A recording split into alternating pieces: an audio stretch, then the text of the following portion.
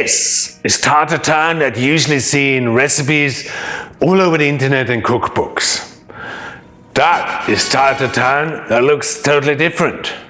Now what I'm about to show you is how you can achieve this Tarte Tatin and never end up with something like that. I will tell you Tarte Tatin secrets you have never ever heard about before. But before we get to this point, I will tell you also a little bit about the history of Tarte Tatin.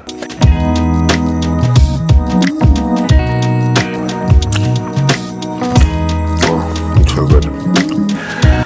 Who am I? Well, my name is Walter Trupp. I'm originally from Austria. I used to run and own and manage some of the best restaurants in Europe, and today I run my own cooking school. Stay to the end of the video because then I'll reveal you a real final tip which will transform your Tarte Tatin forever. Now when I started out as a young chef and made Tarte Tatins, I always noticed how the caramel runs off, ending up on the plate, making the pastry look soggy and leaving the apples looking brown and appetizing and dry and wrinkly. So what I ended up doing is researching how could I get from this to that. But when I found the secret, which is actually quite simple, I started to cook Tarte Tatin better than the French, and today I will show you so that you can cook Tarte Tatin better than the French and as good as in a Michelin star restaurant. Now, from the earliest days of researching, I thought there must be something. There must be chemical, or there must be a substance that makes the caramel behave so different.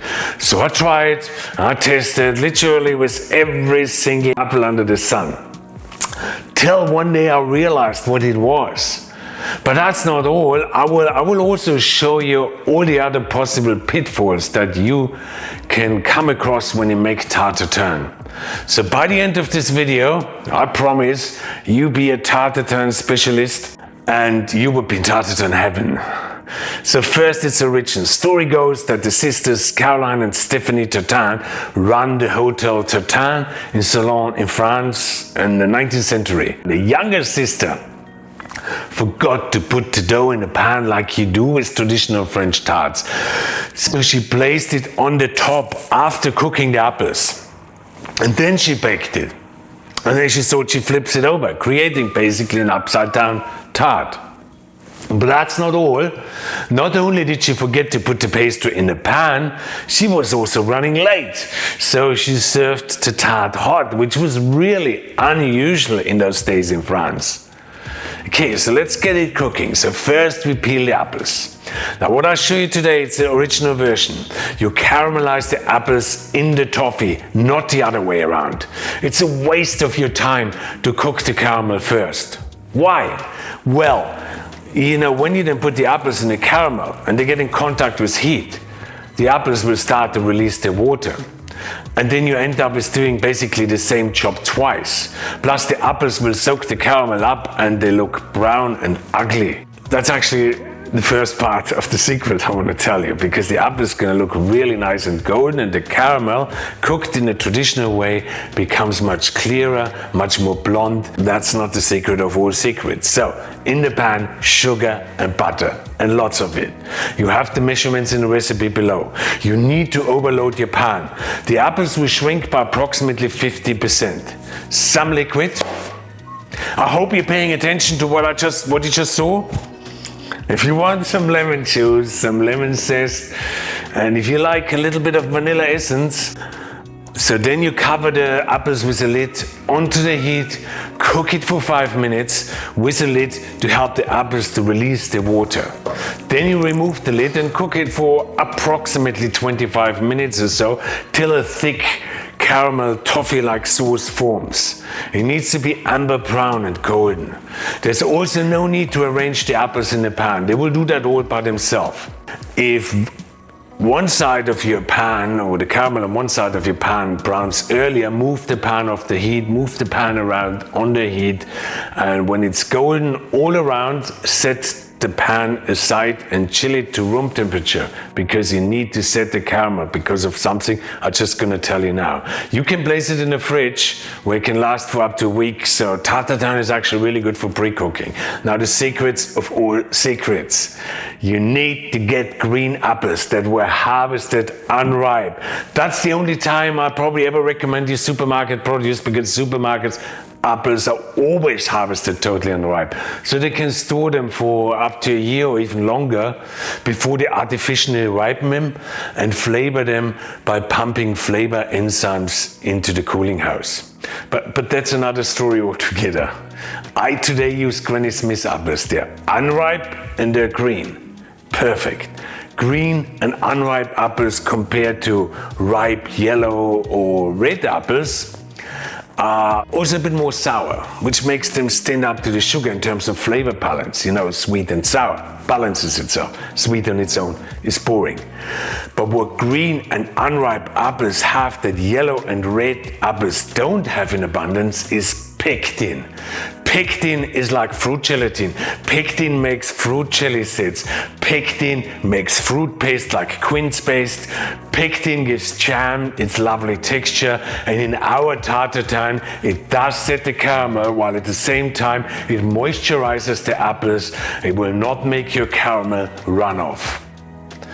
And the apples will not look dry or wrinkly, because pectin will basically keep them nice and firm.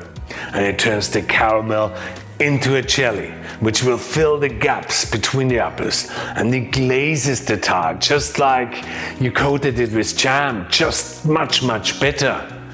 However, most of the pectin is not in the apples, it's actually in the skin and in the cores. So when you peel the apples, you keep them.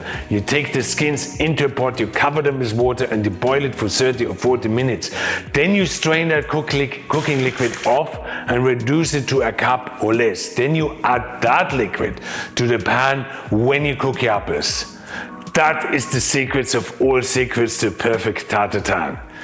But now let's finish it off and see if I'm right. Now, if you want to add cinnamon, you can do that now in form of powder. Don't do it earlier, because it can spoil your caramel. I use store-bought puff pastry, but you can also use sweet pastry. There's no set type of pastry that you need to use. Trim the edges and arrange the pastry on the top. Place it into the preheated oven and bake it till the pastry is golden brown, which takes approximately 30 minutes or so.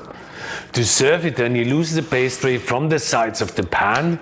You firmly press a plate onto the pan, and then you quickly flip it over. Let the tart sit for 1 or 2 minutes, and it's of huge importance to flip the tart straight when it comes out of the oven, because if you let it sit around, the caramel will chill and it will stick to the pan. However, sometimes you find that caramel is still sticking, so get a spoon and remove it and fill it into the gaps where it's missing. Great. Can you see that? No caramel runs off.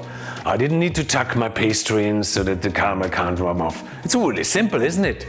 All you needed to understand is the importance of pectin and choosing the right apple. Now, ingredients and techniques, that equals cooking success. Recipes are not that important. Now, that's what I teach you in my cooking classes.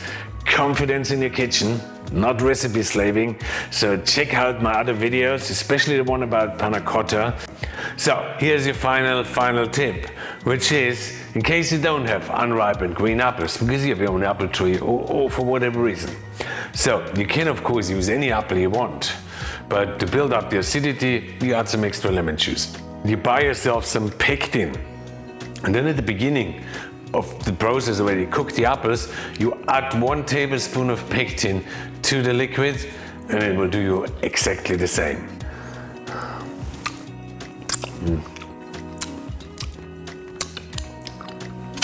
I should get a spoon, isn't it? Oh, it's so good.